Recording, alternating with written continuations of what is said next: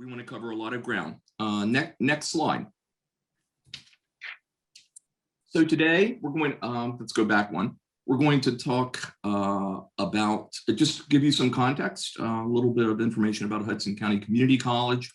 We want to share our diversity, equity, and inclusion story through 5 different lenses. So you will hear from a trustee, from me, from our new chief diversity officer, a faculty member who's completely engaged in this work, and as we've heard, an alumna and former student, and the alumni representative to the Board of Trustees. We're planning to devote about 60 minutes to our presentation, after which our hope is that we will have time for about 20 minutes in breakout and then come back for 10 minutes or so to do report outs. We'll adjust at the end if we need to, see, depending on where we are in terms of time. Next slide.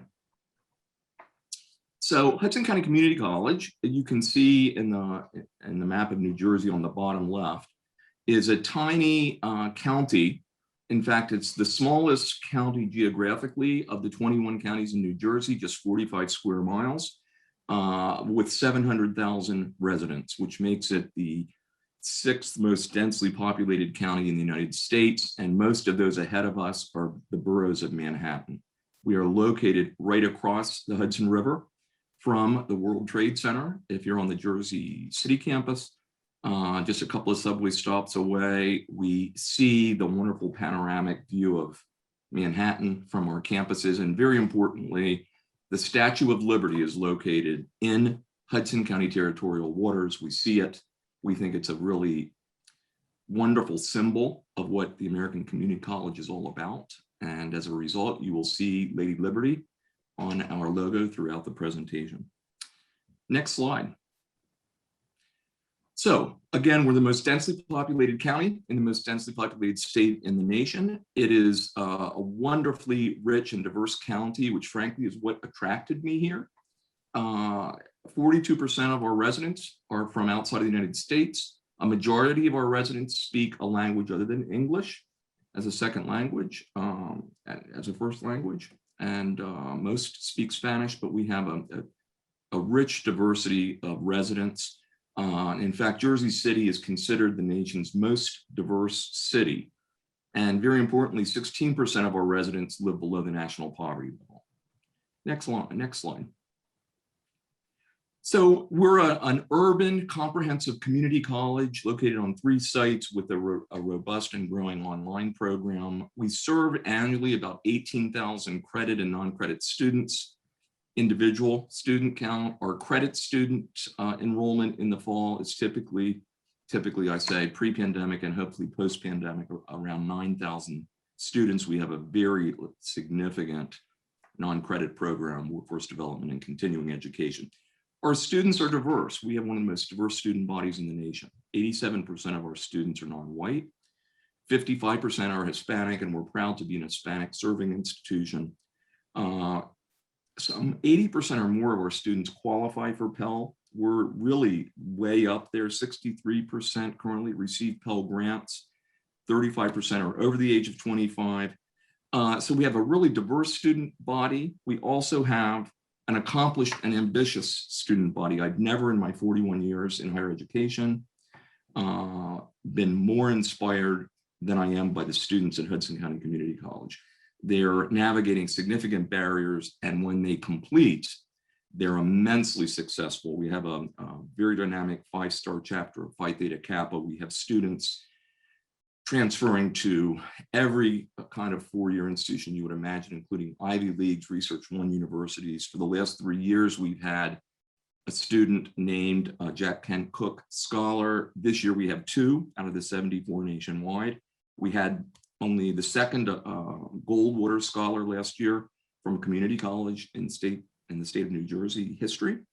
Almost 60% of our students are enrolled full-time. Frankly, that's important to many students because they need the financial aid in order to attend. We have students facing many barriers. So the pride we take in the diversity of our students also at the same time represents one of our greatest challenges. Our students, by their very nature, are at risk for not completing, not because they don't want to, quite to the contrary. Our students are resilient, they are very hardworking, they're incredibly grateful to have the opportunity for education. 80% are first in their families to attend higher ed.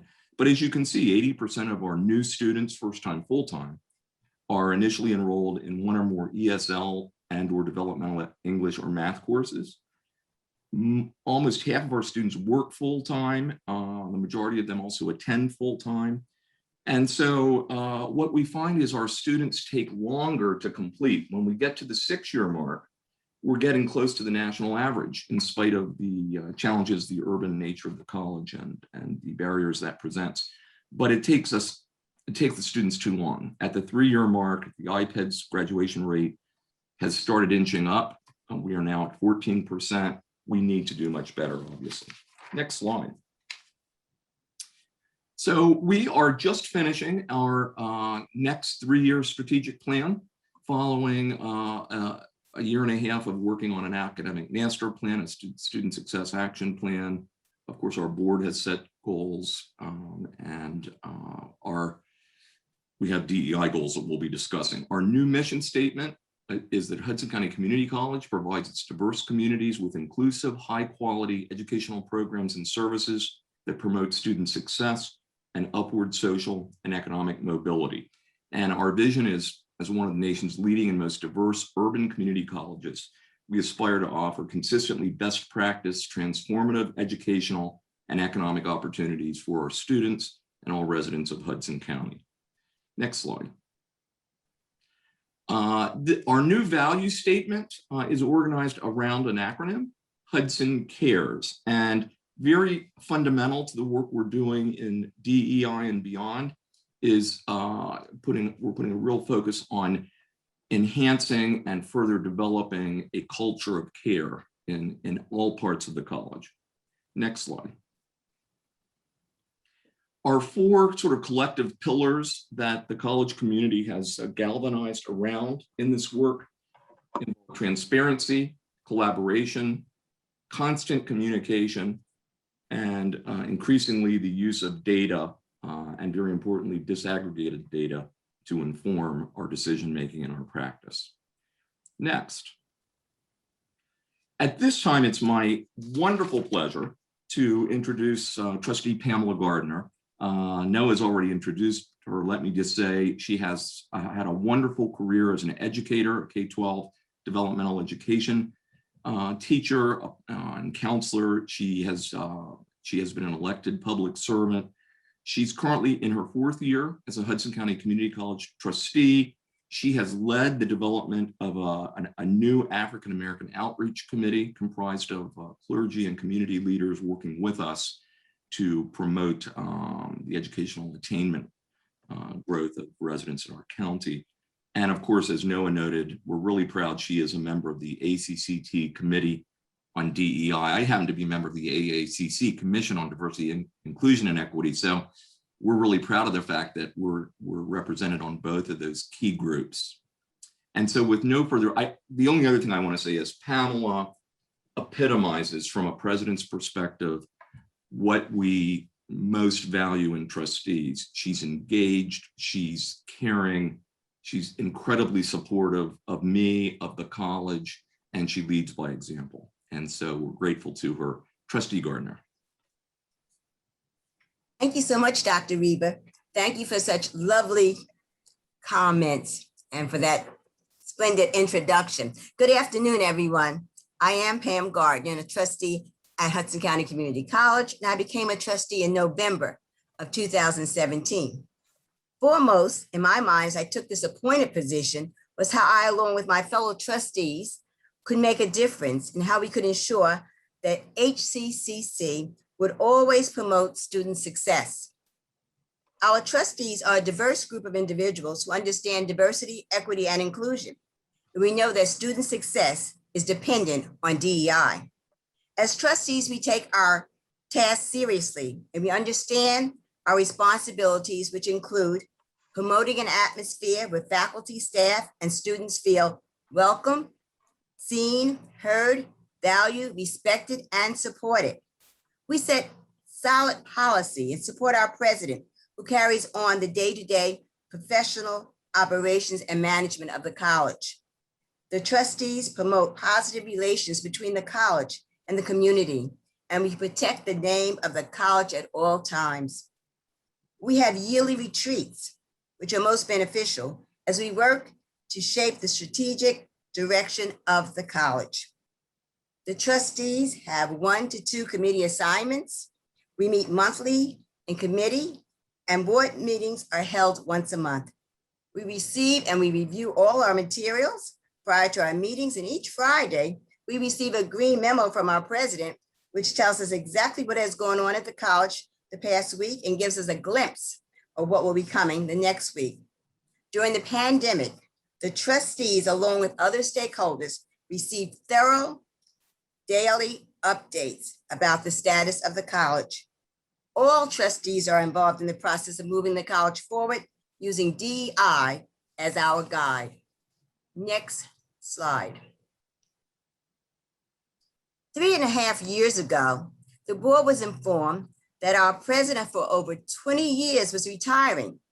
Immediately, we started the necessary plans to form a presidential search committee. One of our major priorities was to hire a president who believed in diversity, equity, and inclusion and had a history of advocating for DEI. After a thorough search, Dr. Christopher Reba was recommended to the Board of Trustees and was elected to become our next president. He far surpassed expectation as he immediately put plans in place to begin the President's Advisory Council on Diversity, Equity, and Inclusion. We will hear a lot more about PAC Day during this presentation. 2 of our trustees, including myself, are members of PAC Day. As a result of this committee, we have reached out to our Latino and African American communities and formed advisory councils. Our councils are composed of ministers, educators, business professionals, and various organizations within our community. While our school is truly diverse, we realize that there are still many others who need to be made aware of the opportunities that can be afforded to them at Hudson County Community College. We are also quite proud of having taken part in advocating within our state for the Community College Opportunity Grant, which became permanent this February. This grant provides free tuition for students who have a yearly income of less than $65,000. We were most happy that the governor came to our college to have this bill signed in February. The trustees are encouraged to take part in college events. We are so fortunate at Hudson to have Hudson Helps, a wraparound service program which services that support our students' basic needs. We have food pantries at 2 campuses, a beautiful clothing closet, social services of all kinds, and we are most proud of our new office on mental health, counseling, and wellness. This is so needed, especially as our students return and our faculty return back to college. All trustees are encouraged to take part in the outstanding trustee training offered by ACCT. ACCT is most supportive to the community colleges and was instrumental in assisting us with our presidential search. Trustee Vice President Bakari Lee is most active at ACCT and has served as chairman of the board of directors. I am proud and humbled to serve on the ACCT Committee on Diversity, Equity, and Inclusion, representing the Northeast region. Next slide. As a result of the President's Advisory Council on Diversity, Equity, and Inclusion, the board is reviewing and updating all policies. Recent policies that have been approved by the Hudson County Community College Board of Trustees, I should say, are recruitment, screening, and hiring, accessibility services, preferred name, and that's a new one. That is, as we know, students at sometimes prefer names other than their own legal name. This may be due to gender identity, cultural background, social or personal identity. Yes, the legal name is still on record, but their preferred name can be used in their committees, in clubs, and in their classrooms. We want everyone to feel comfortable, everyone to feel at home, and so we will use their preferred name. Non-discrimination and anti-harassment, sexual harassment, and Title IX policies were brought up to date. We have a new policy for mental health, counseling, and wellness. As you know, we have the new office. Now, the Educational Opportunity Fund, we have noticed that our students who belong to that, who are part of Educational Opportunity Grant, sometimes they have certain problems. They are from an underrepresented challenge, and they're challenged academically, financially, or they may need special assistance due to cultural or social differences. This policy allows for them to receive all the supports that they may possibly need in order to be successful. And the Educational Opportunity Fund, the supports that we have given those students, we found work so wonderfully. We said, why not for all students? So a policy was put in place called Student Support Services. All students can receive special services to help them to be successful. No one is left without support services. What's good for one is also good for the other. And we found that that is helping to move our college right along. One policy that we have pending is children on campus. As you saw, many of our students do attend school full-time and they work full-time and they have children. And sometimes there's a need for the children to come along to school with their parents. So for faculty and children, we are putting a children on campus policy in place that at certain times, not all the time, but when there's a need, our children are welcome on campus. Next slide. Actionable items for trustees: be involved, attend college programs, and continue to advocate for diversity, equity, and inclusion while working together as trustees to support the president. That is our responsibility, and that is how we as trustees make a difference. And now we'll hear from the president of Hudson County Community College, Dr. Reba. Thank you.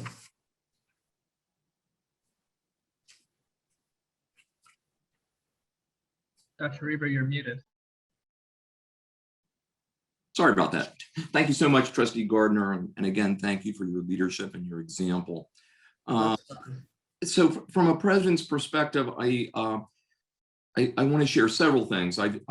Tomorrow marks the 3rd anniversary of my presidency at Hudson. I aspire to be a servant leader. So I am viewing my own imperative in terms of how effectively I can engage with the college community and help support the community, shared goals, shared aspirations.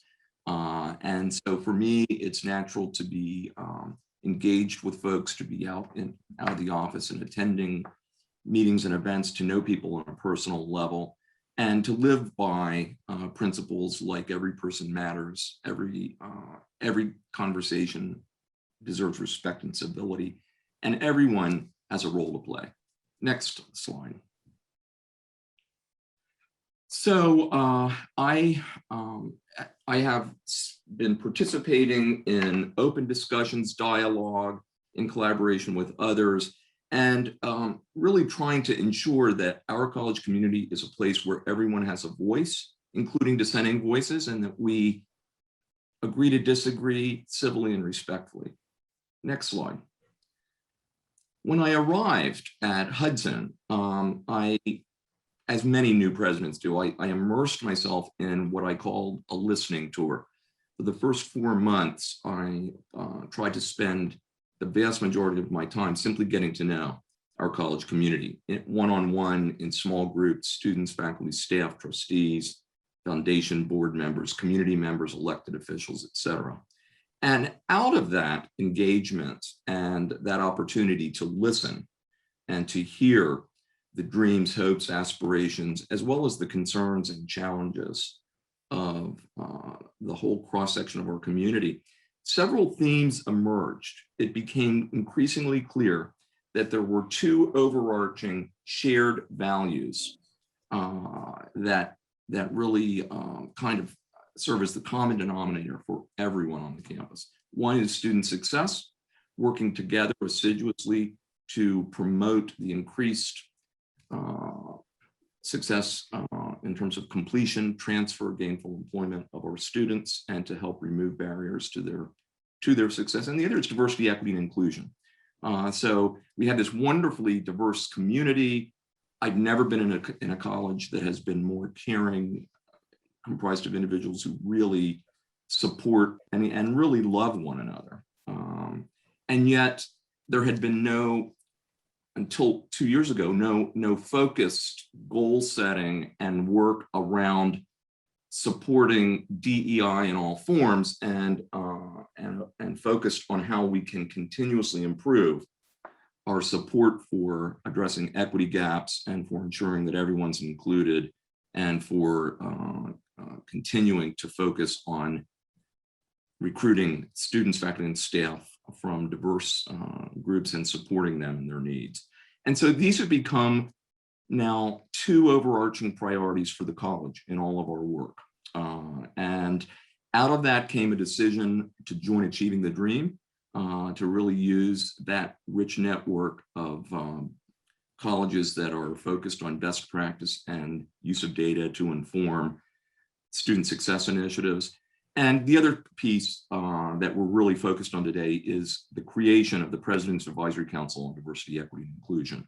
So as I became more and more aware of this as a shared value of our college community, and I hold monthly town hall meetings where we have a chance as a community to discuss issues like this. Working with others, we proposed, and I supported this in my presidency, the creation of a new organization on the campus. It's comprised of about 40 members who represent all of our constituencies. The organization was established, a charter was written, and individuals who were interested were invited to become involved. And it has shaped and informed our work as a college community around this area of priority. We've also found that student success and DEI are incredibly integrated. The ATD student success work is grounded in an equity model. And so the final thing I would mention is, as we're doing this work, we're trying to make sure it's actually evolving from the ground up. We've started to use the word organic. So while the trustees and I have supported moving forward with investment and support for the goals that our community shares, the work of PAC Day has evolved from the ground up. So the diverse members of PAC Day have organized themselves into committees, have developed goals informed by a climate survey, all of which we'll hear more about.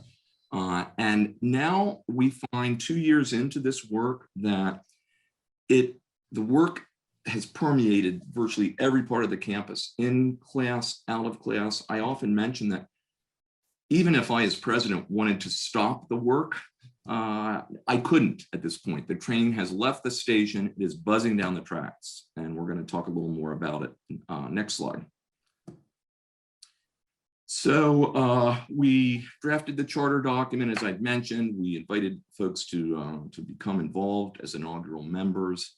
The PAC Day has a direct line to the president. It has clear authority to develop recommendations and to lead, support initiatives that will increasingly enhance our desire to move diversity, equity, inclusion to the next level. And out of that have come goals, action plans, etc. Next slide. As the work now is in full speed, and as it happened, this all started pre-pandemic, but it has been work that has been incredibly important to our coming together to navigate the challenges of the pandemic. We make sure that the work of PAC Day and the larger goals that they're supporting are consistently reported on at our monthly town hall meetings, in meetings of the President's Executive Council, the Trustees, the All College Council, which is our shared governance organization, and others, to keep everyone engaged, informed, and also, frankly, to use those venues to celebrate the contributions of others toward the work, and to really honor that. Next slide. I won't read this. This is the introduction to our PAC Day Charter, which articulates our shared values and commitment to DEI, but you will have this if you'd like to review it. Next slide. Further along in the charter is the description of PAC Day, and I will read this. The Hudson County Community College President's Advisory Council on Diversity, Equity, and Inclusion provides leadership, support, and counsel in fostering a welcoming, diverse, equitable, and inclusive environment that embraces our shared values among all Hudson County Community College constituency. The council contributes to the achievement and continuous improvement of policies, procedures, programs, services, and outcomes in support of a college culture that values, respects, and celebrates diversity in all forms. Next slide. I just wanted the next two slides list the members of PAC Day. I bolded the their titles just so that you can see the diversity. We have full-time and adjunct faculty, administrators, staff, students, trustees, Bakari, Lee, and Pamela, Gardner, community leaders and representatives, foundation directors. We have the New Jersey Coalition of Latino Pastors and Ministers, vice president, the executive director of the Hudson County Economic Development Corporation. We have a representative from the Jersey City Office of Diversity and Inclusion, and on and on. Very diverse, and to a person, very committed to the work. Next slide.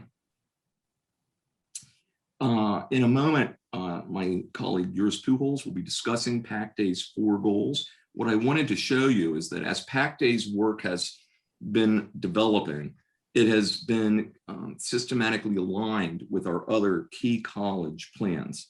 Our new strategic plan, our board's 4 goals, our student success action plan, and our academic master plan, all of which have been developed over the last year and a half or so.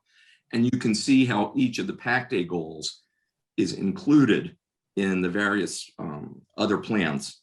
And if we can go to the next slide, throughout all of these plans, you will see these words: culture of care, student success, equity, diversity, equity, and inclusion. These priorities are very consistently interwoven and mutually supportive in all of our planning. Next slide.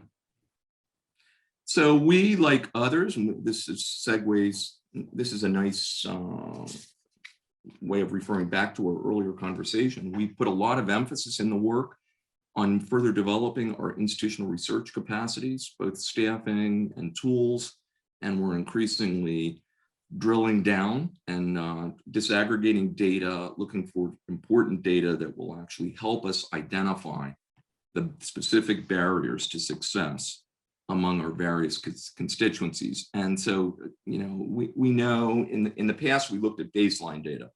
And so we knew that in 4 years, we had about 15% of the student population completing a certificate or degree program. But when you start disaggregating, you see a significant difference between the success and completion rate in that time period for students under 20 versus students who are 20 and older.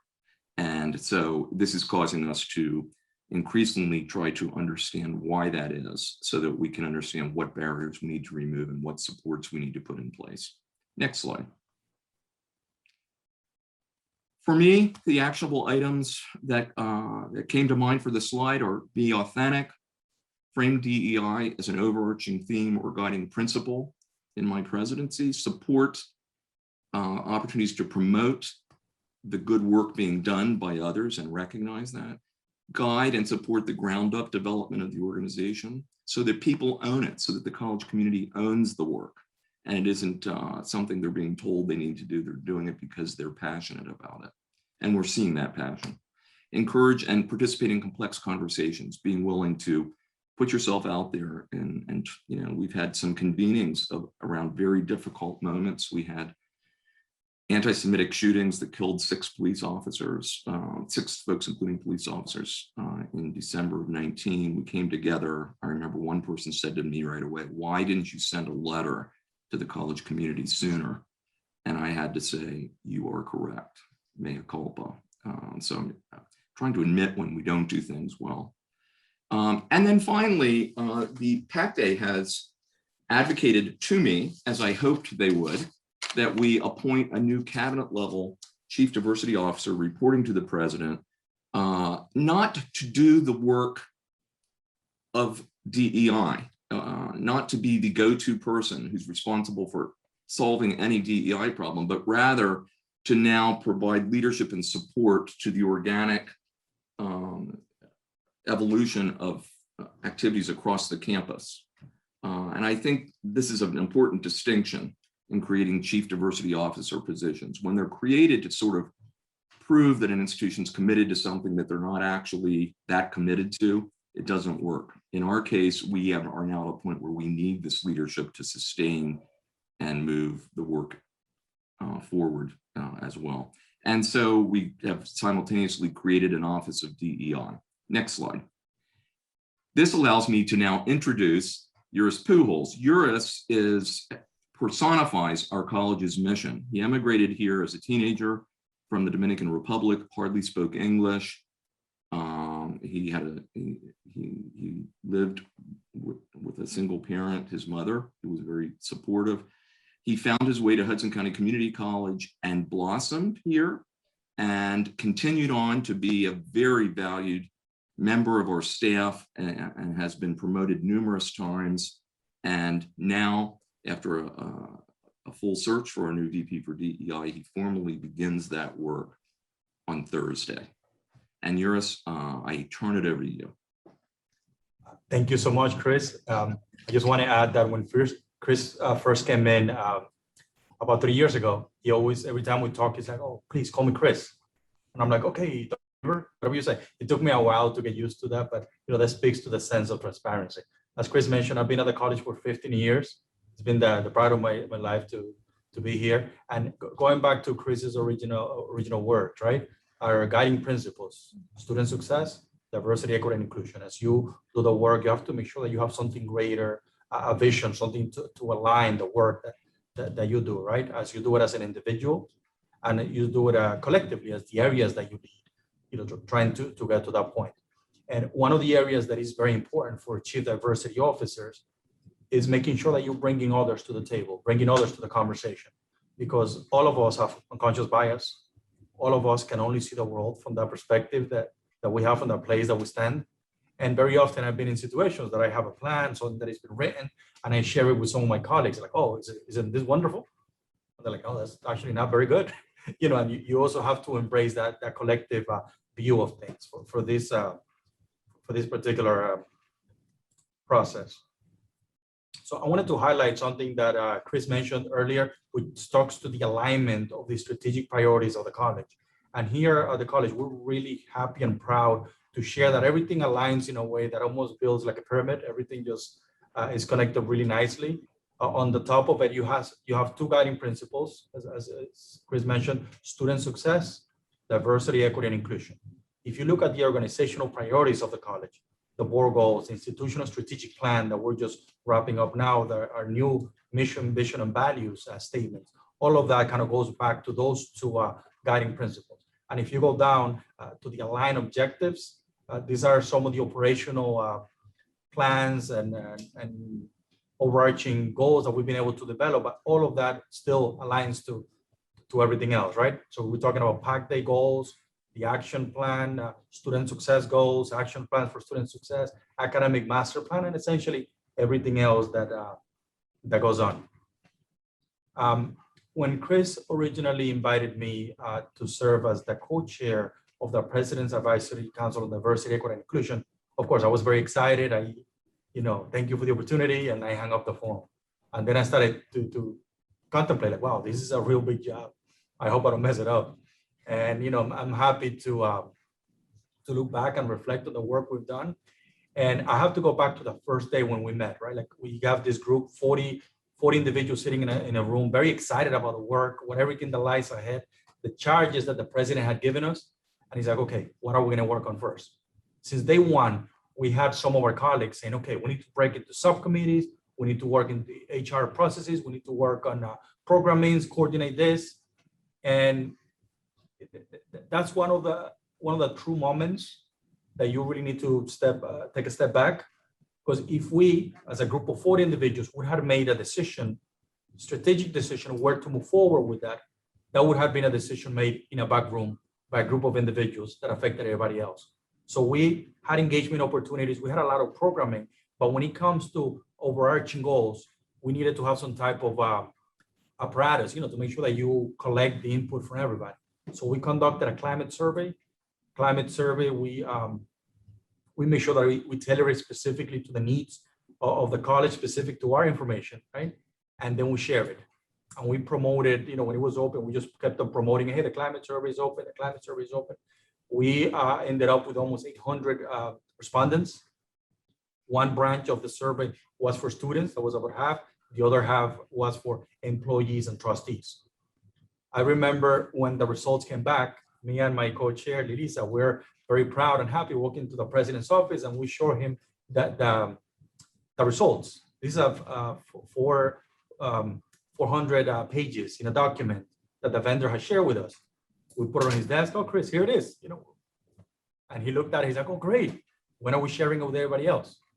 Of course, those documents did not make sense. They were really incomprehensible. So again, we went back, worked with our IR department. We reformatted all the data, made it into visual representation. Everything stayed exactly as it was. The only area that we added were redactions whenever names were mentioned, whenever anything that easily identified a person was there, because this was anonymous and you want the value without creating problems in that area, right? So once we created these documents, not that anyone is counting, but it was 178 pages of visual representations. We shared them with the entire college community. Students, employees, trustee, everyone that was there. Shortly after that, we convened a series of forums, discussion forum for the entire college community was invited to come in, to speak, to share their ideas. And we engaged them in tabletop exercises that allowed us to prioritize the themes, right? You work with a person next to you, then the whole table, and then you kind of distill and break down the priorities, right?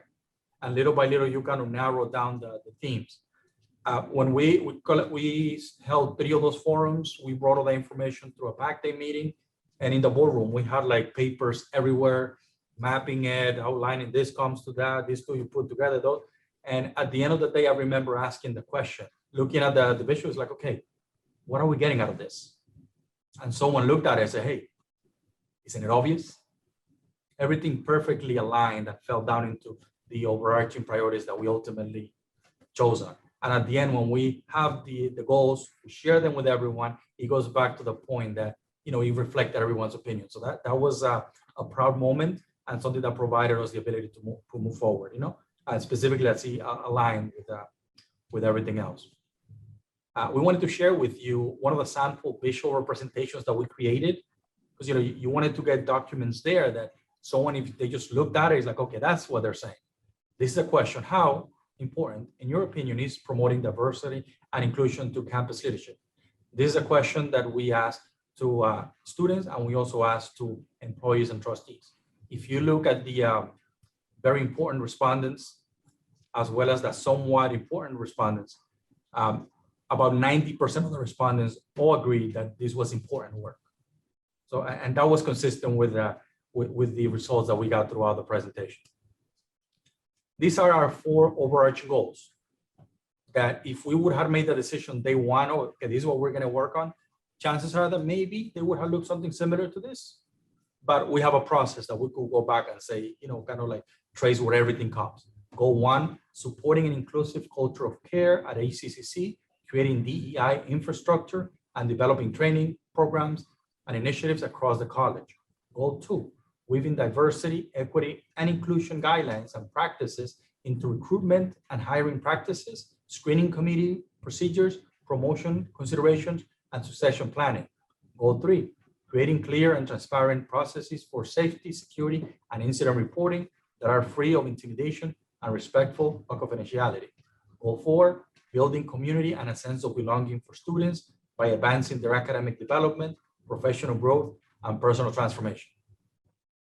And again, all of this will be available in the PowerPoint when we do share them with you. And very often when you're leading this type of initiatives, you said, okay, how does this matter? How are you making a difference? And going back to the information that Trustee Gardner mentioned at the beginning, we've been very involved in the drafting and shaping the policies, making sure that diversity, equity, and inclusion is an integral part of those. These are some of the policies that we have created recently or the board has approved. And many of them, like the preferred name policy specifically, it originated in the Yale College Council. There was a subcommittee that worked on it. It came back, in different groups. He went to PAC Day. We talked about it. We provided feedback, and then the feedback was used to integrate into the ultimate evolution of the document that ultimately was passed and approved. Now we're working on the Children on Campus policy. That was a similar process, and it speaks to the democratic processes, the inclusiveness of these processes.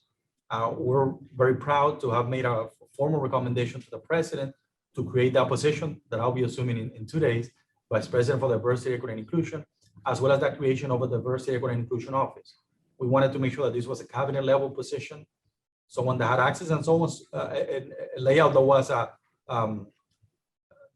the divisional, like there were other areas that that person was responsible for, in addition to DEI. And you have accessibility services, as well as cultural affairs and Title IX and many other areas there. But you want to make sure that it's part of that. Generally, we discuss important DEI matters and provide input to the president. And at the end of the day, collaborations, planning, making sure that everyone has a voice has been really important. Particularly last summer when we held a lot of programs in response to very challenging times, in so many different areas.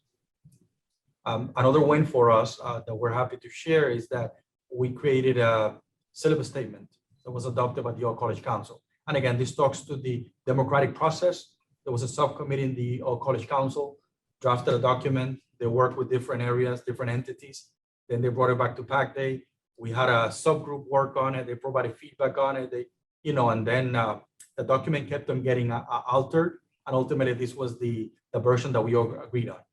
Hudson County Community College fosters a welcoming environment, celebrating and encouraging culturally responsive curricula, respecting diverse viewpoints, and valuing discussions without censure or hostility. Our classrooms are threatened by embracing of student voices and identities. The President Advisory Council on Diversity, Equity, and Inclusion encourages students to review the resources and initiatives at the following link. We want to make sure that there were other things that they could tap into and access. So very briefly, just wanted to, the President talked about the development of the charter of PAC Day. We just wanted to show the mapping of the visual representation of the mapping of the climate survey, how it ultimately led to PAC Day goals, to the action plan, the importance of community engagement and communication. But again, all of this will be available in the presentation. And some of the areas that we highlighted that we feel that are important in this process is representation. We talked about 40 individuals that are part of this group, right? But those individuals, they also share some of the membership with our student success Achieving the Dream initiatives. They're also in the ACC. They're also in so many other areas. So there's a lot of overlapping, right? And in addition to that, you have individuals in the college that even though they're not part of PAC Day, they know that PAC Day is their committee. Engagement, you want to make sure that you bring others into the table. This talk to the sense of urgency. In the beginning, when we had the first meeting, individuals said like, "Okay, we need to act, we need to do this, this, and that." And we had programming specific to that to make sure that the sense of urgency is kept alive. Whenever you need any organizational change initiative, it's important to do that. Encouragement. Every time we provide an update, as the president mentioned at the town halls, at the president's executive council, at the All College Council, we always end up, my co-chair and I, Lisa Williams and I, with any ideas, any programs you feel we would like to partner with, any areas of alignment, please let us know. And we've been fortunate to get a lot of engagement and response. Empowerment. We've seen a lot of our junior colleagues really grow and develop into exceptional leaders because this work, which is such powerful and transformative work, allowed them to play a role in this. We've been supportive. We've been able to provide them a platform and the scaffold to make sure that the voice is carried.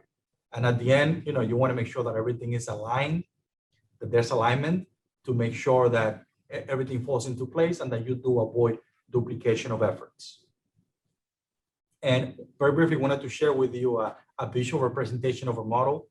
If you go back a little bit after 3 years ago, after Chris started, the model was only the bubble in the middle, president, right? Someone that the board of trustees hired, knowing that diversity, equity, and inclusion was going to be an important part of this. The president created PAC Day.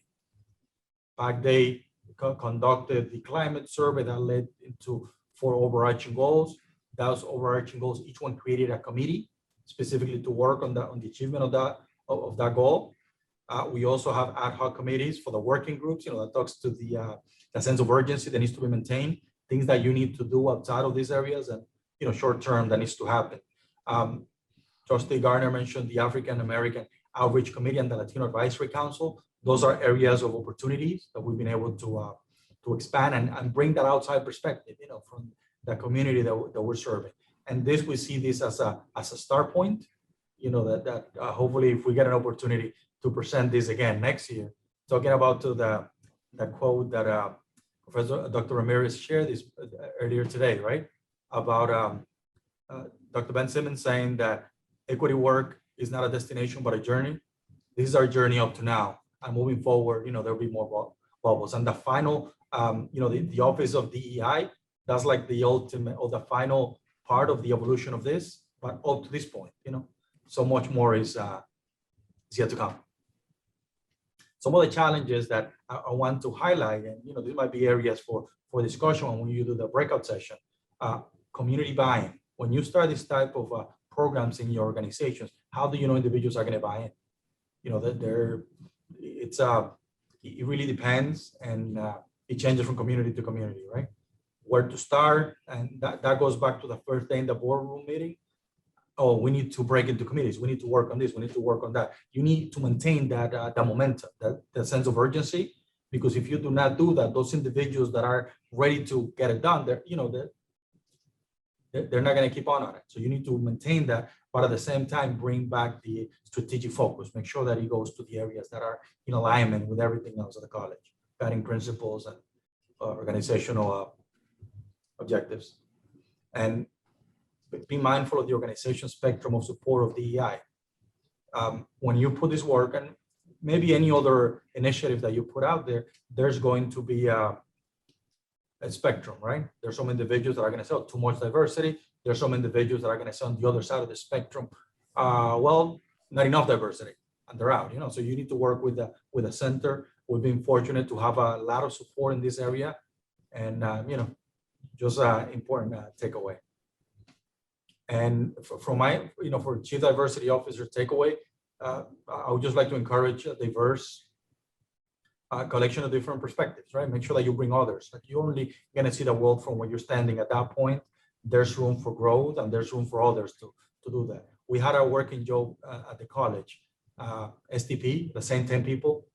You're working on so many different important things at the college, but everything adds up to, the same 10 individuals are in the room making those decisions.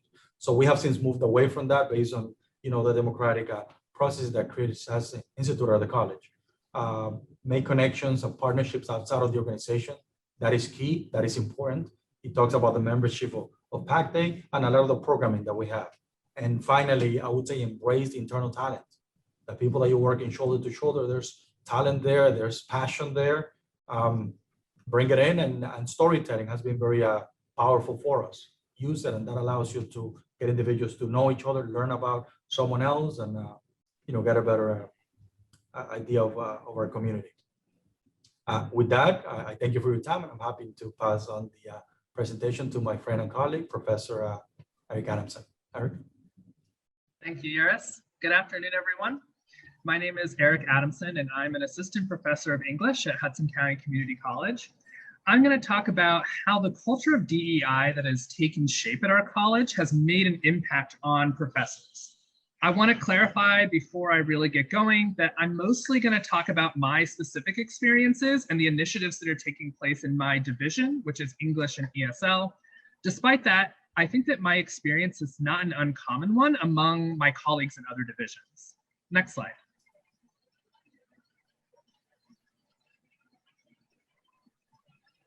So first, I want to take a second to talk about how our discussions of, how DEI have been defined in the discussions that we've been having, specifically surrounding our classrooms. So last week, Dr. Charlene Dukes and Dr. Ebony Zamani Gallagher, and now today, Dr. Ray Ramirez, really expanded our understanding of these three terms by providing really detailed definitions and expansions. And my definitions are just a smaller subset that are specific to our classroom concerns and discussions. So when we talk about diversity in our classrooms, most of the time we're talking about the actual materials being used in the class. So the readings, the assignments, the lectures, all of those parts of the classroom. When we talk about equity, we mean the desire to make sure that every student has a real, actual chance in the classroom. And when we talk about inclusion, we're talking about making every student and every voice a part of the academic world. So these concepts are not new to faculty, and they've been a part of faculty discussions for a long time, even if we didn't really have the vocabulary to talk about them. However, they take a much more natural shape in our discussions when they've become an institutional priority. Next slide. So the DEI work at Hudson has actually started to change our class philosophy and structure. As the DEI work becomes a more integral part of different parts of the college, it's caused a lot of professors to reevaluate not only the materials in their classrooms, but how we think of the classroom as a whole. And it takes shape in a lot of different ways, but one example that I'm going to talk about is the evolution of our English class variations. So our English 102, which is research essay writing, has different variation sections, which some of your schools might have as well.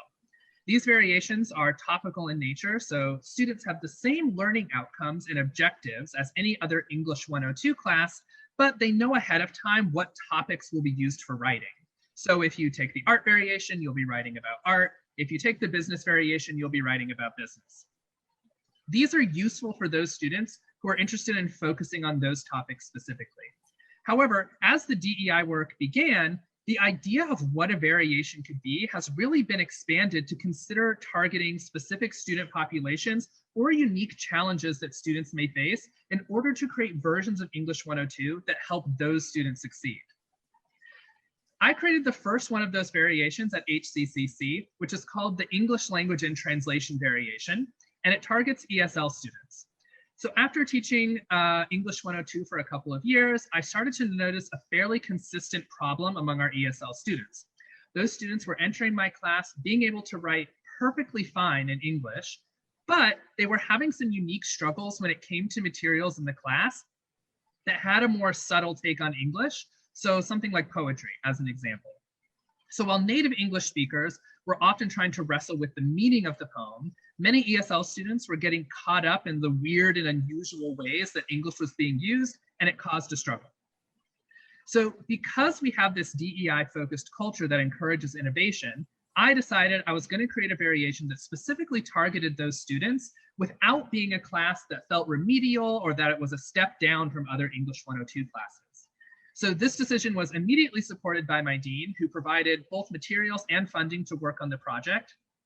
So in this variation, I focus on teaching English by asking the students to explore the strangeness of their own native languages, while sneaking in sometimes creative advanced grammar lessons that are designed to help non-native speakers. So we end up talking a lot about the process of translation in the class.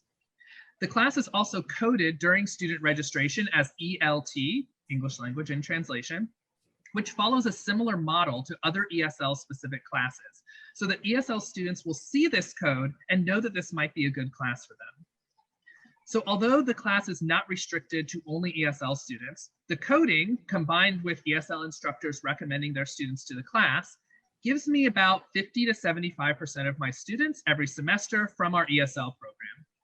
It should be noted that it's not a sheltered version of the class where students receive additional support that students in a regular English 102 wouldn't receive. It's solely based on the structure of the class. And it's been a really huge success. Not only do I have some of the better passing rates among my English 102 classes, but I find that the writing in general is better for the final papers in the class. The students often choose to write about things that are unique and interesting, even if they're really difficult topics that will actually make their assignments more difficult. So the class has been so successful, in fact, that one section of the class is no longer enough. Our ESL students are recommending it to other students in their program, and the demand is really high. So this class helps address a very subtle and understated equity gap among many of our students, and was able to succeed because the culture of diversity at Hudson not only made space for me to do it, but funded the effort and provided numerous resources and encouragement. So part of the success comes from what we're calling organic academic interest, by which we mean integrating who our students are when they arrive at our doors into the classroom curriculum so that the students know that they're a part of the academic world. It's not a foreign world with concerns that are separate from their own. It's a world that they belong in. We want those two worlds to collide more often. So our DEI efforts have also made us rethink the paths to the learning objectives and how we can get there using multiple methods of engagement. What kinds of things do we really value in the classroom? And when we're discussing best practices in the classroom, are we talking about methods that were established by a system that only allowed a certain type of person to attend college classes? Or are we letting our methods evolve alongside our understanding of DEI? A good example of this occurred when we moved to remote classes during the pandemic.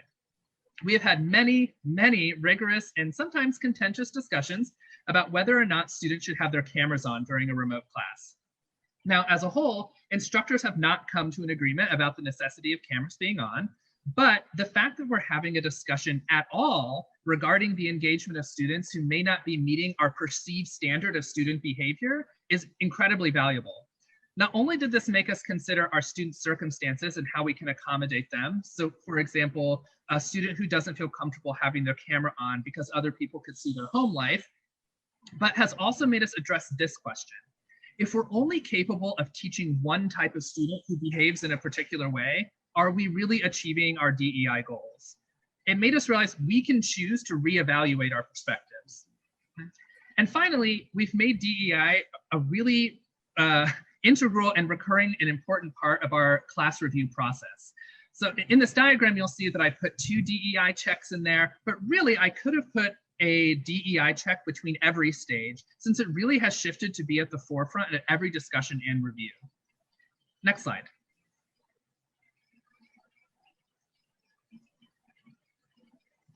So what does faculty engagement in DEI look like, and how can you build some of that buy-in? Oftentimes, faculty engagement may be very unassuming. A lot of faculty members are working in their classrooms and their curriculum and changing the way their classrooms are running, but they just aren't telling anyone. So this means that it may not take place in larger groups that are set up as DEI groups. So PAC Day in our case.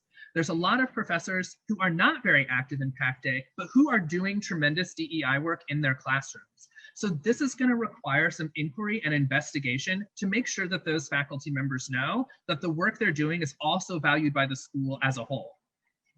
And that can also help you build some of that buy-in. I'm sure some of you have experienced that there's faculty who have a hesitancy to engage in DEI work. We have so many faculty members doing amazing work who've seen DEI efforts come and go, and they feel jaded, right? They've been promised change in the past and were left disappointed. So making sure to highlight the great work those faculty are doing despite a larger engagement in big groups is really valuable and also inspiring to the other faculty. In addition, it's really important to provide faculty with tools. And one of the most important tools that is at HCCC is the encouragement from administrators, from the president to the deans, to innovate, to try new things. So many of our successes have been the result of the pioneering of new ideas, and it makes such a difference to have those efforts supported loudly and clearly by the administration. So I want to thank everyone for their time, and now I would like to introduce our next speaker, our student alumna representative to the Board of Trustees, Coral Booth. Thank you, Professor Adamson. Good afternoon, everyone. My name is Coral, and I'm a graduate of Hudson's Resilient Class of 2020 and a student alumni representative to the Board of Trustees. My part of the presentation will give you a glimpse of student life here at Hudson, how I myself made a difference and how students can make a difference, and what my own personal experiences have taught me. Next slide, please.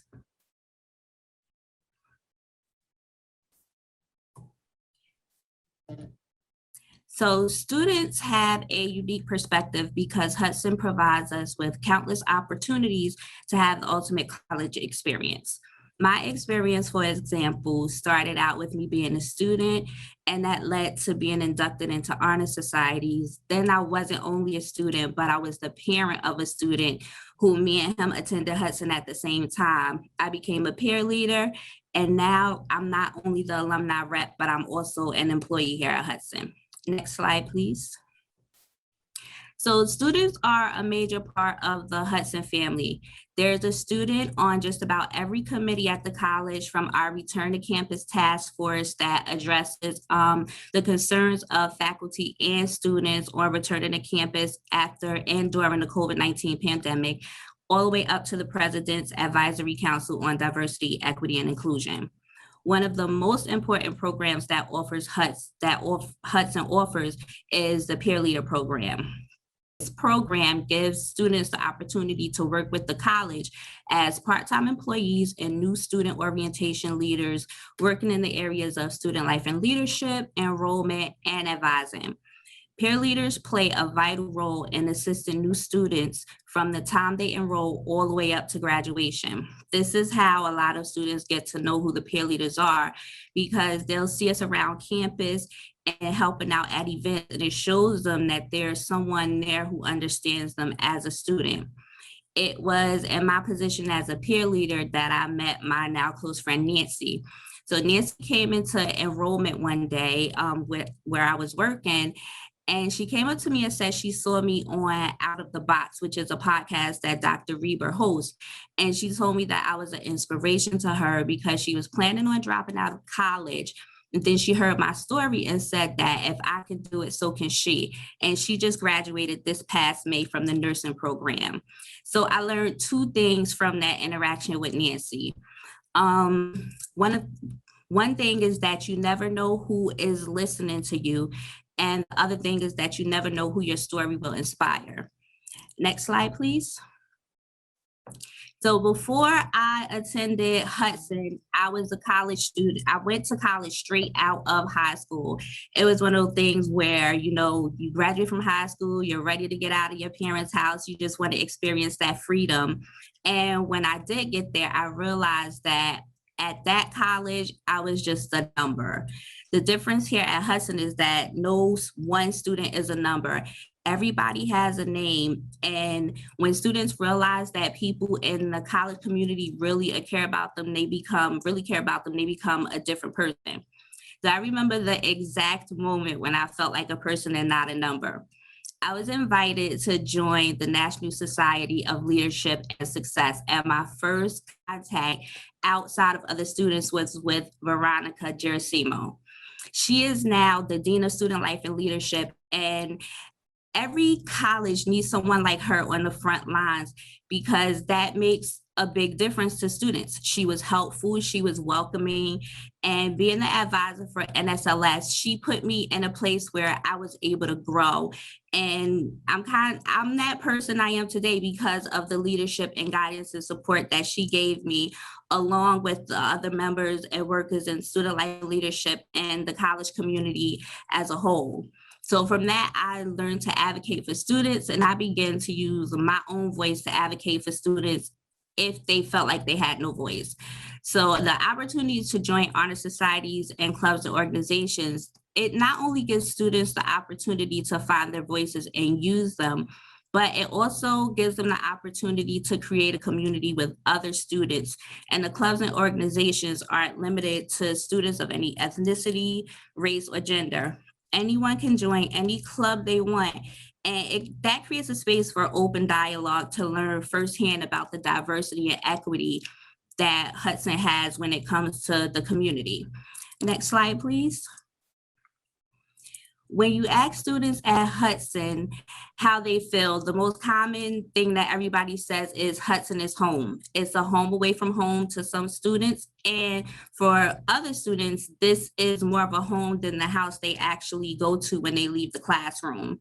Students feel like this because there's a sense of belonging here, and there is diversity on the campus and in the surrounding community, and students are included in the decision-making here at Hudson, which is important. That gives them the feeling that they do have a voice in what goes on in their campus community. And there are support services that ensure that every student has opportunities to succeed. There's always some kind of leadership development offered to students. For example, I was given the opportunity along with other students to attend the Achieving the Dream Conference in Maryland. And all of these different things elevate the student experience at Hudson. Next slide, please. So Hudson is home to so many people, but not just in Hudson, and the surrounding community as well. I started my journey at Hudson in the fall of 2017 at 37 years old. And as a non-traditional student, something I dealt with constantly was imposter syndrome. I always asked myself, what am I doing here? What did I think I was doing? Being in the classroom with students so much younger than me. So when I first started, my intention was just to go to class and to come home. But all of that changed the moment I stepped into the classroom. I felt nothing but a sense of belonging and acceptance. And that feeling that I felt of imposter syndrome led me to want to start a club for non-traditional students, which Hudson totally supported.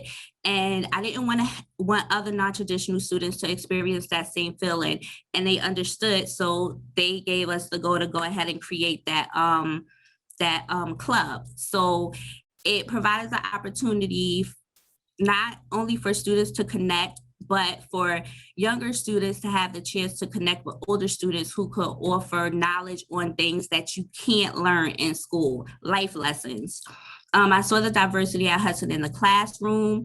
There was even a gentleman there in his 60s who had just come back to college and decided that he just wanted a different career, and Hudson was his first step.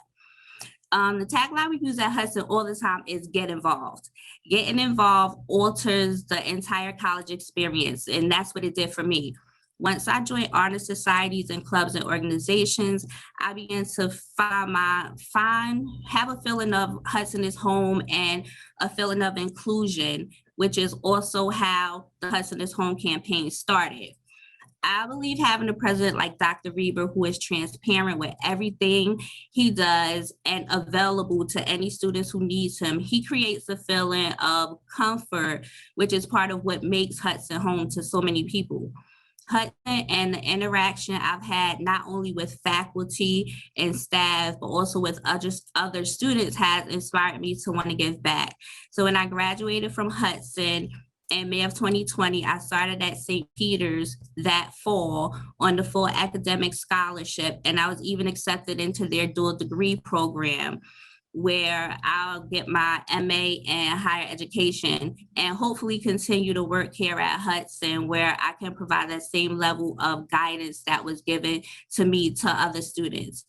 I was told by my then advisor, who is now the Associate Director of Academic Affairs, Gretchen.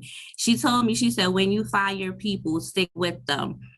Through Hudson's level of diversity, equity, and inclusion, that's how I found my people, and I intend to pay it forward. Hudson has had, when I came to Hudson, I had no idea what I wanted to do. But after being here and feeling that sense of community and family and love and support, that's what made me decide to go into higher education. So I just want to say thank you to everyone at Hudson for your guidance, support, and most of all, love. Thank you. Thank you so much, Coral. Your story is always an inspiration for all of us. Now we wanted to provide an opportunity for us to discuss some of the information that has been presented here. these are some of the prompting questions that we had. What actionable items discussed here can be applied at your institution? And more specifically, what are the benefits? What are the obstacles affecting implementation? And what are the approaches needed for success? Just looking at the time, Chris, do you think we should do it here in the group, or should we? Yeah, if it's okay with you, yours, and my team here, I'd like to suggest we stay in group and have a discussion with the entire group, since we have limited time and we won't then waste time breaking up and reporting out. Makes sense. So these are the questions. I'll leave them here on the screen. And we just wanted to, to give you an opportunity to engage in the chat or to unmute and speak, and, just let us know your thoughts, the information that we discussed today, did anything resonated, and, what could be taken home and applied? Yours, could we stop screen sharing so that we can see everyone? And thank you, Forrest.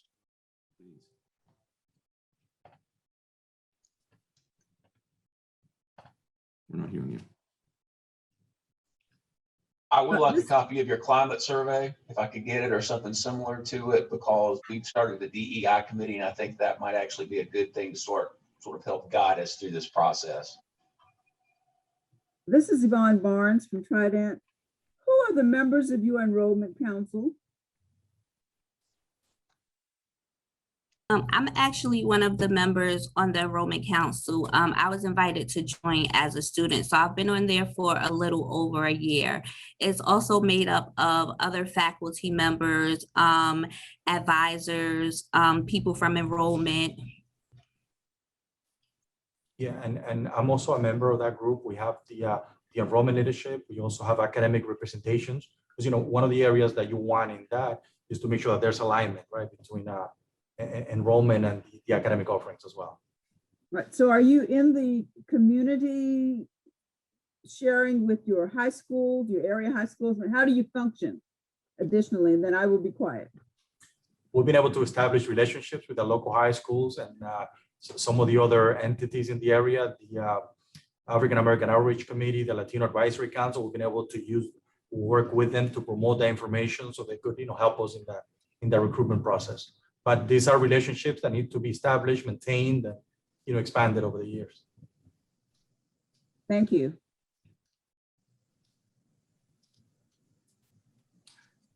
Other thoughts, comments, questions? I have a question. Yeah. Does your faculty and staff, does the diversity of your faculty and staff, better question, reflect the diversity of your college? I've just been looking at those numbers, so let me respond to that. Not entirely. We do have a majority of our faculty and staff who are non-white, but where we have a real gap in aligning faculty and staff around student demographics is in the Latino category. We are underrepresented in Latino faculty and staff and overrepresented in white faculty and staff. All of our other groups have a pretty close alignment, and we actually have diversity beyond those categories. We have a lot of faculty of North African and Middle Eastern descent, some of whom are reported as white, and we're changing that on our application and our HR processes to be able to understand exactly what that population looks like. But we are trying to recruit more faculty and staff from traditionally underrepresented groups, particularly Latino. And also our student population doesn't completely align with Hudson County's population. And specifically, we're underrepresented in the Asian American communities, which is the fastest growing part of our community. So we're trying to make continuous progress in those areas. Well, great presentation. Thank you. Thank you. Does HCCC have a multicultural or DEI academic department? Not per se. However, we have a lot of diversity, examples of diversity in curricula across the institution. One of the things we're really proud of is the excellence in cultural affairs. We have a named art gallery that has a full-time staff member. We have a foundation art collection of 1,250 original works that has either been donated to the college over the years or has been purchased with donated funds. These works have a strong DEI theme. They pervade every campus building, and we have one of the finest speaker series and cultural event series that I've ever seen in higher education, and art exhibits that have a strong DEI theme. For example, in terms of our speaker series, just in the last few months, we had a survivor of the Holocaust who actually grew up with Anne Frank in Amsterdam speak. We had Tamika Palmer, the mother of Breonna Taylor, speak. And we had Chef El Simone, African-American chef on America's Test Kitchen, speak. So this is constantly happening in our community and is increasingly integrated into our academic programs.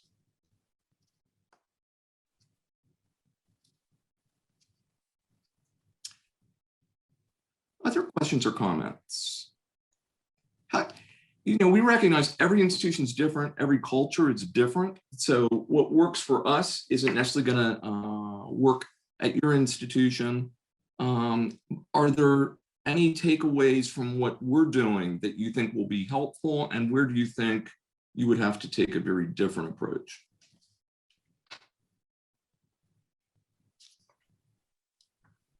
I think everything that you're doing is positive, and you've set some high standards for all of us. The models are exceptional. So commendations to you and all of your staff and other persons who've been involved in the development of your programs.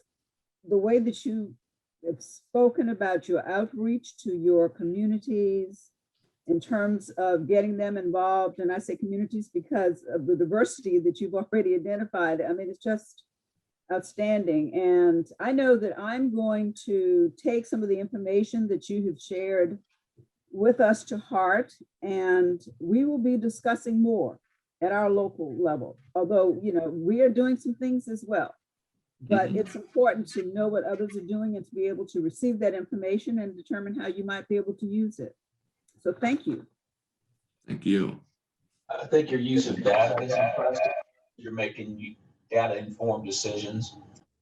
And I think, frankly, we have a lot more work to do there. yeah.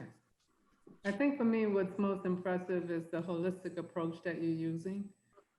A lot of us are doing a little bit here and a little bit there because that's all we can do at this point. But I think stepping back and taking a holistic approach, being very comprehensive about the way we go about this will give us greater success, and I would like to see more of that within our college as well. Thank you. I've been asked to speak about the podcast series that I host, which I'm delighted to do. It's called Out of the Box, and we do it monthly. And what it's designed to do is showcase our students, our faculty, our staff, and community members.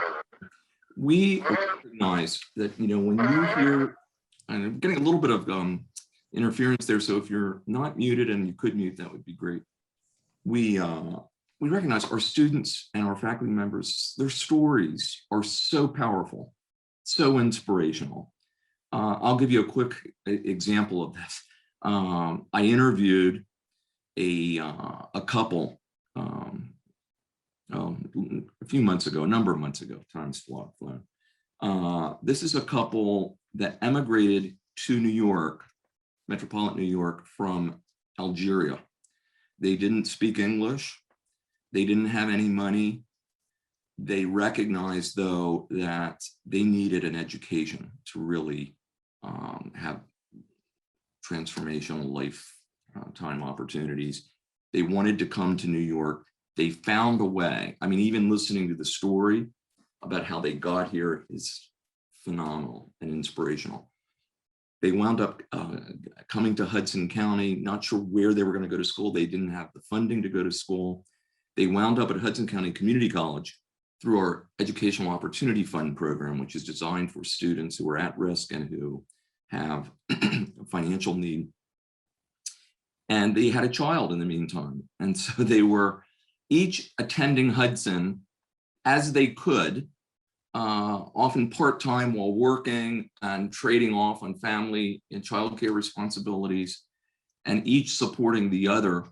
And fast forward, not only did they both graduate, they graduated with 4.0s.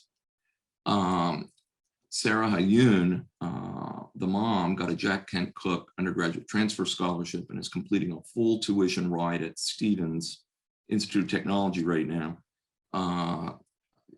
The father is going to Columbia University. They've both been involved in NSF funded summer research. They are both interested in STEM. They're both going to pursue their doctorates. I interviewed them, like having them tell their story. It's so much more powerful than publications or our talking. And so that's what the podcast is about. It's designed to be a forum for students to tell their stories. It's on our website. And it's a lot of fun to do. It's on our YouTube channel. It's just Yeah, one of our colleagues, Veronica, just shared the link in the chat. So you're welcome to take a look at it.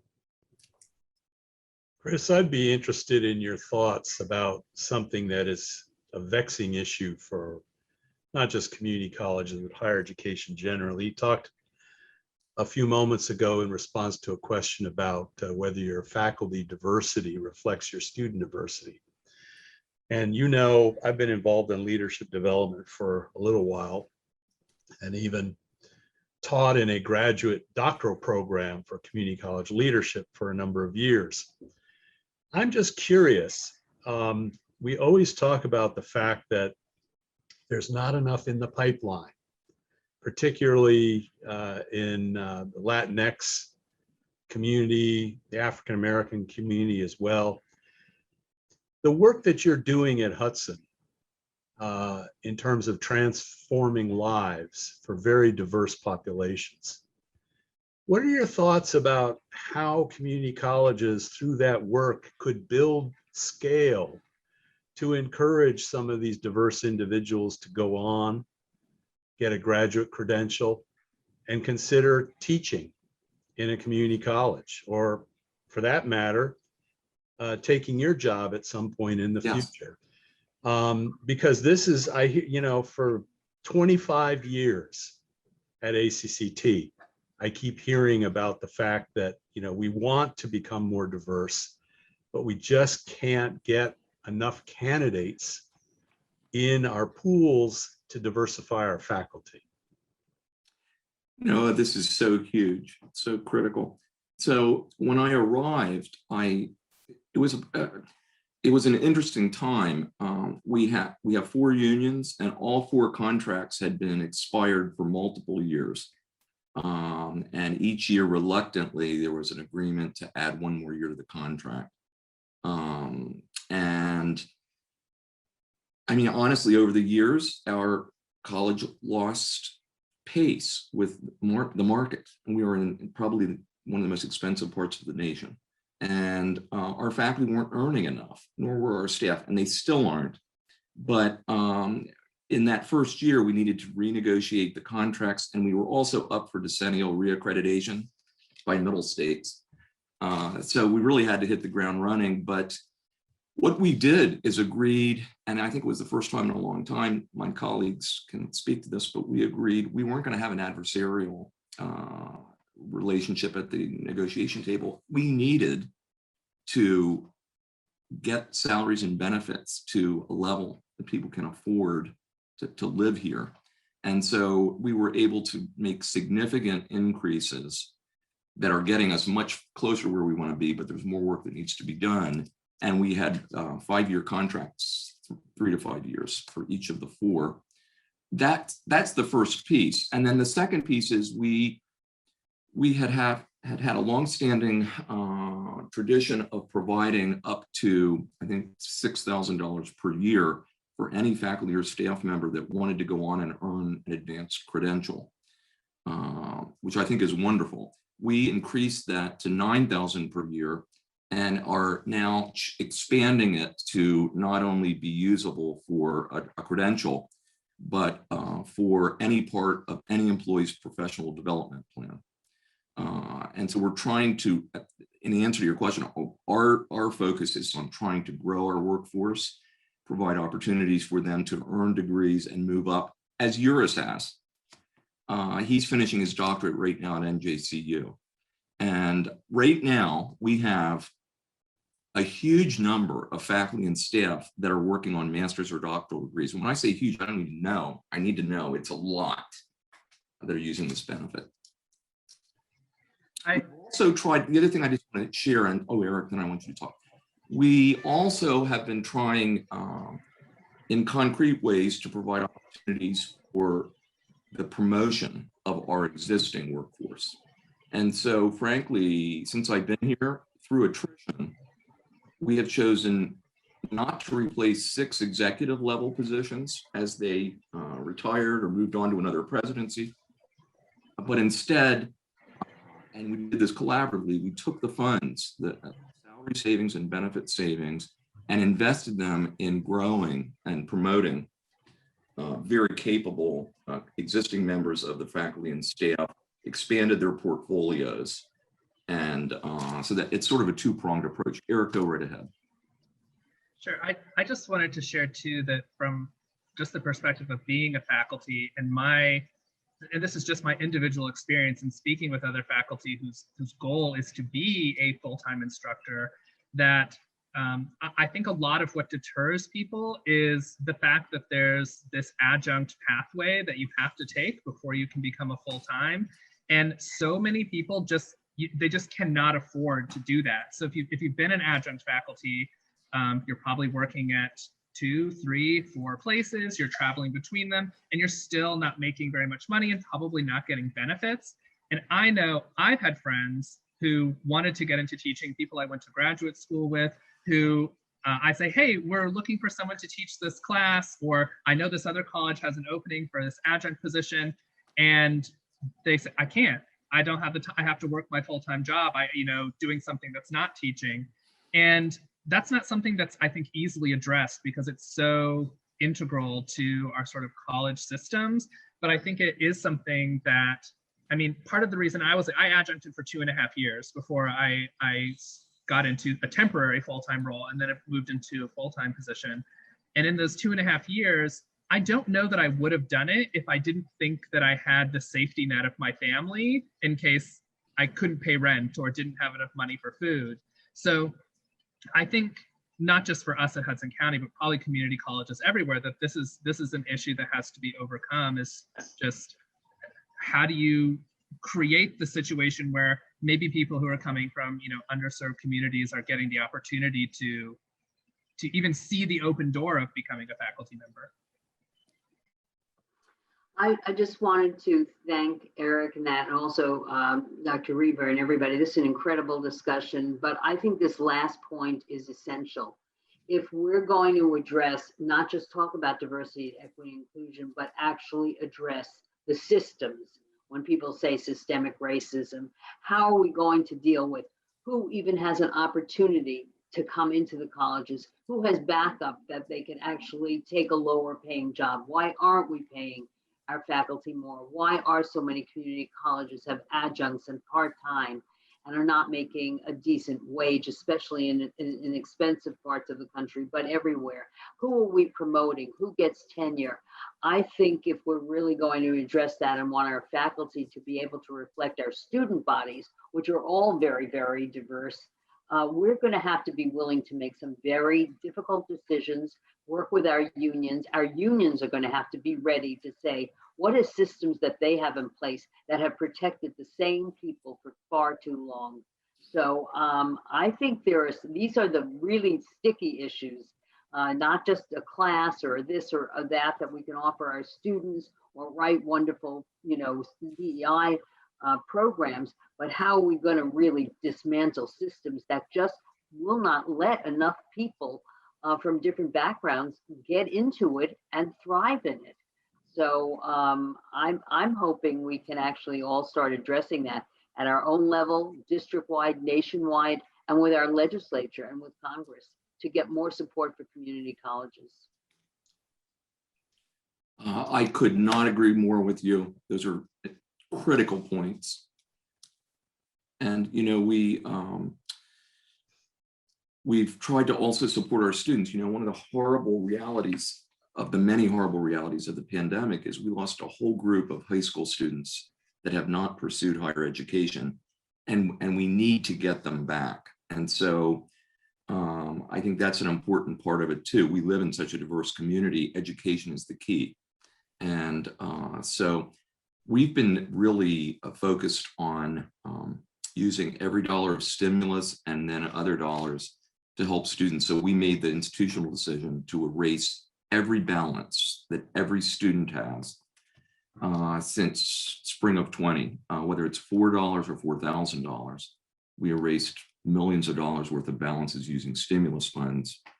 We're also going to deposit $100 directly into every student's account who shows proof of having been vaccinated.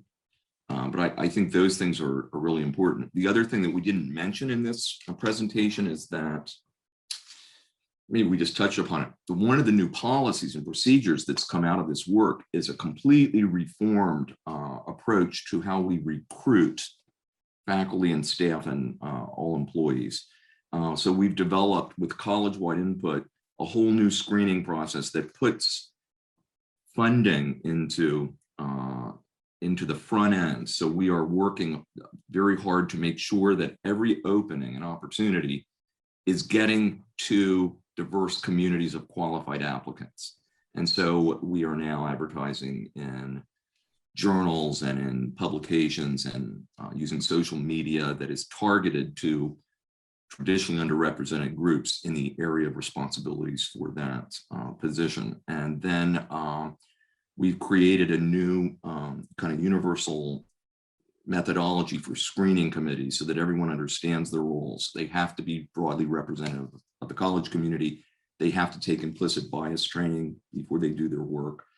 And there are DEI checkpoints when a screening committee gets to the decision of who are semifinalists, who are going to be finalists. That gets reviewed by the supervising manager with a specific focus on, did we leave people out that are qualified?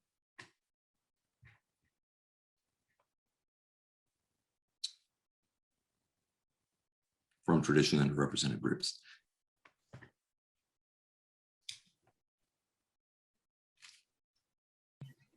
I think I know we're a little over time, I probably should stop, but I wanted to add that one of the things at Hudson that has actually been really phenomenal about working there has been the fact that in like work meetings, in our PAC day group, in other parts of the college, we have these discussions that are often really awkward and difficult, and you leave the discussion feeling frustrated, but it's like, they're happening, right? Which is probably nowhere else I've ever worked has that ever happened, but that we can come to a meeting and someone, sometimes me, can say, Dr. Reber, the issue is money. We're not paying this group of people enough.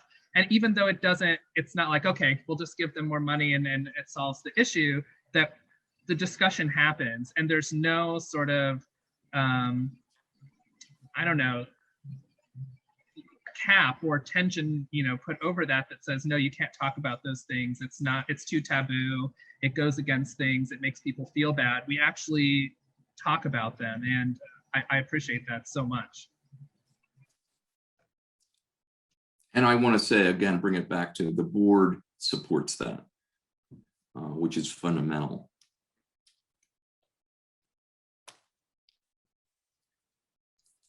Well, I just, on behalf of all my colleagues, thank you again so much. And I hope we can keep the conversation going. If we can be helpful at all in terms of providing more information about anything we talked about, please feel free to contact us. My hat's off to each and every one of you.